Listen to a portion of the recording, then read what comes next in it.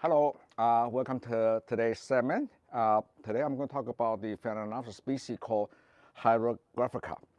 Okay, now it is right here. And this is actually not the big showy season yet, but I decided to do this because we almost sold out of this wonderful species. Now, this is the perfect case of, Jeff, can we have a close up for the flower on this one here? And that's why they got the name hieroglyphica.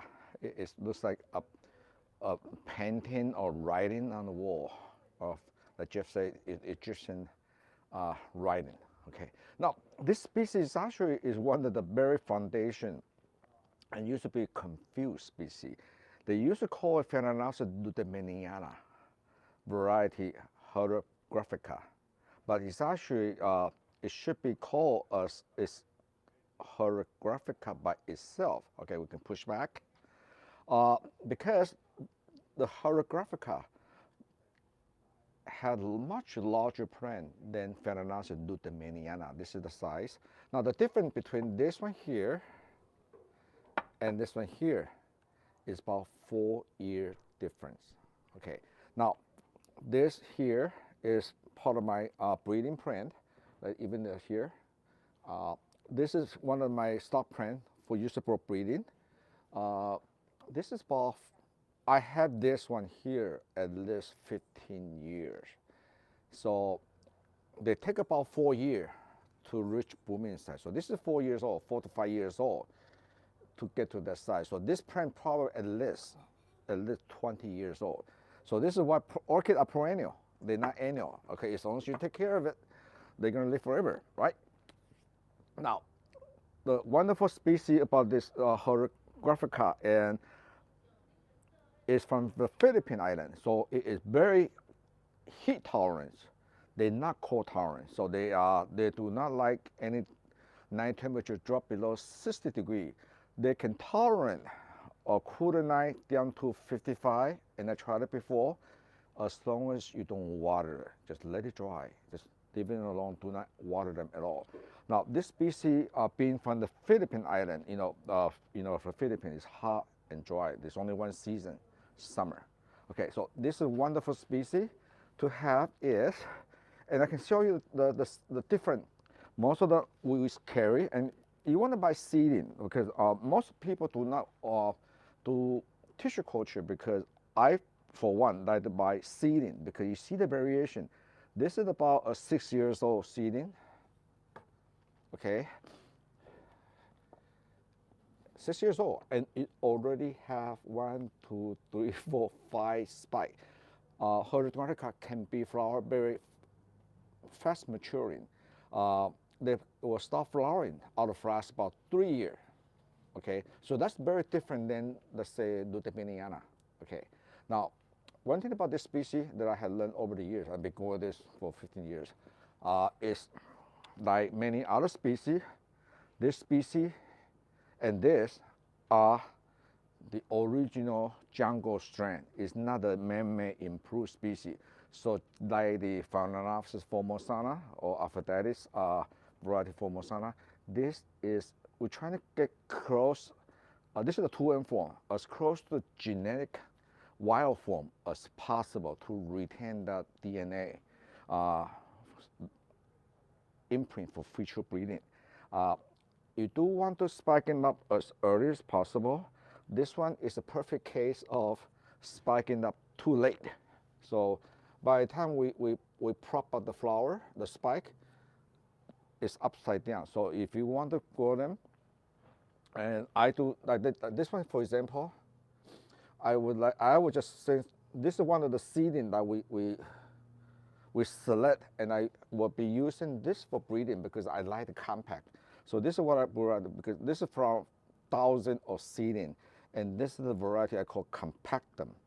The compactum means they are unusually compact, and it also has the quality of shorter spike. So I will be selling this. So if you see my label say compactum, this is something I would breed for customer who grow under light. or have a limited area windowsill versus this one here. This is what we call, and this is also another jungle strand, but I believe they must be from different part of the island. There are at least 2 or 3 islands of the Philippines and have this species, and being in a separate island, the pollen, the seed might carry over to the other island by hurricane, by wind. So this particular one is what I call the very free spirit. They just let the hair out. This one love to just hang out. So this is the one that I've been using for breeding, to cross with Banana. So you can, Valencia. You can remake that, do the Valencia. So as you know, the Valencia and Banana is very short neck. Okay, so this is actually very important for us to make breeding for longest flower stem on the novelty Phalaenopsis, especially. So this is kind of fun for me as a hybridizer. And another one, this is almost the Savanda. If you look at this, look at this. And I got it in my moss, in the moss container. We're using our best, you don't have to spend a lot of money on the so-called 1 mile moss from New Zealand. This is, we import the best quality cherry moss. It's more affordable, and this been in here for 4 years.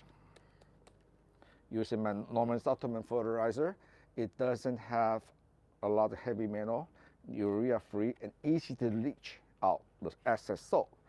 And also we make it dry, and look at this, 1, 2, 3, 4, 5, 6 spikes.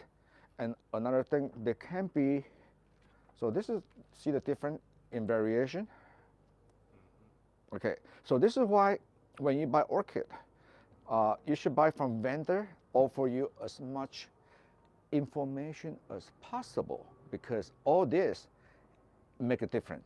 If you just buy an apple, but you want to buy Fuji apple, you want to know which variety of apple or which tastes better, you just think, why I want to buy apple.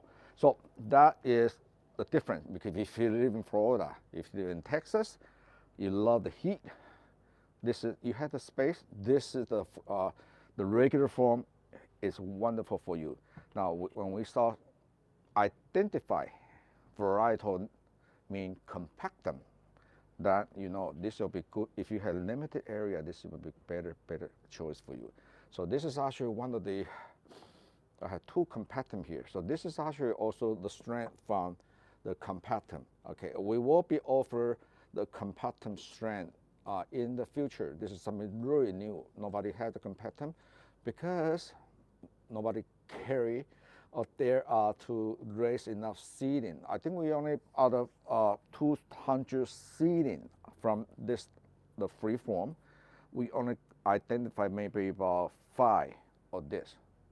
And out of the 5, we sold 3 of them, and 1 went to Japan, 1 went to Korea, went back to Taiwan, and this is the 2 I saved. And I'm very happy to report the compactum strand breed true on this. So you hear it first here at my podcast, and so you can be a much better educated customer on this.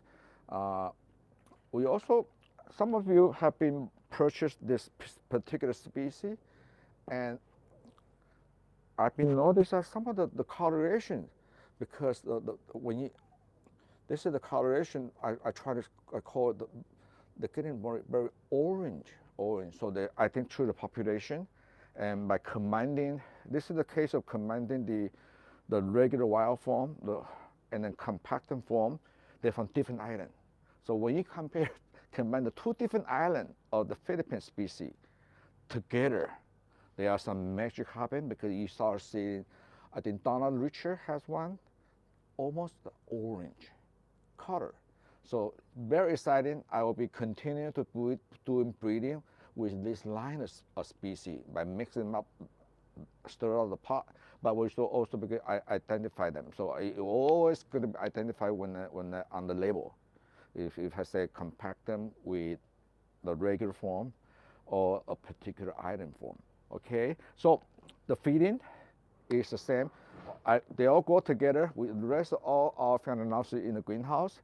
They got fed the same with Phalaenopsis, Norman subterranean orchid food, and the Megadry. One particular on this species, they are summer bloomer, so their season just began. They love feeding. Okay, if you feed them regularly, every other week, mark it on your calendar, they're gonna reward you more flower. This one here, as a first bloom seeding, it has not been stopped for about 6 to 8 months. Just keep on and on going. So and then heat is not a matter. Heat is not a problem for them. So if you're in New York, New Jersey, I know many of you summer your orchid outdoor because when it's humid and hot moisture, they love to be outside. In fact, if you go, and Linda D. Earl live in Virginia, her summer is hot and humid. You can actually take this away from the grow light. If you go under light, this species will enjoy Linda at your summer porch or even your summer greenhouse when they will love the heat, and then they will just feel like home back in the Philippines. Okay, so knowing what they require on every particular species, in this case, and Phalaenopsis, and providing the optimum growing condition, and this species will reward you for many years to come. And also, this is also the species that generically love to have keiki from the side. So this one here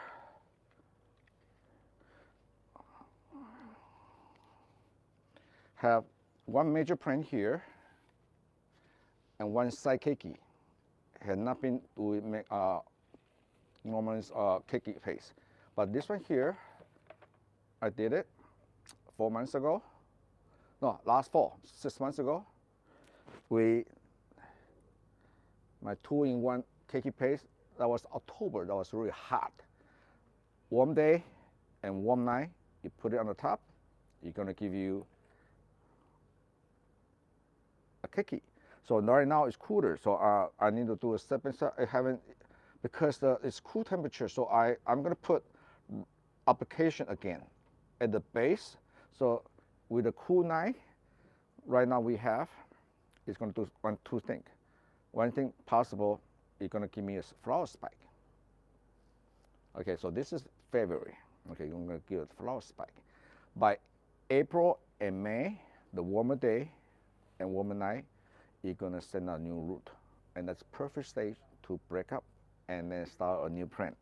So this is actually with keiki paste. If you have any children and granddaughter and grandson is interested in doing the science project, this is very fun to do it. Okay, so other than that, this wonderful species is fragrant, disease resistant, and heat tolerant. Yes. Does temperature have any influence as to the color or intensity on it? Yes, the color, the intensity of the color will get darker as the warm up. And this is very unusual strain. Consider this is very cool right now. We have short day and long night, and it still retains such dark color. Can you imagine when the flower again in May, it's going to be bright orange. So this is one of the one that will be keeping, and or the compactum. So we're going to self this, and then I'm going to breed with tetrapodus, the tetrapodus blue, tetrapodus spotted, tetrapodus anything, tetrapodus a primary hybrid. Make it fun. Okay, so this concludes today's topic on this wonderful, wonderful species. I will be taking another 5-minute, 10-minute break, set up a new area for the next topic on the growing Paphiopedilum phalaenopsis. All right, thank you, and so I will see you shortly. Thank you very much.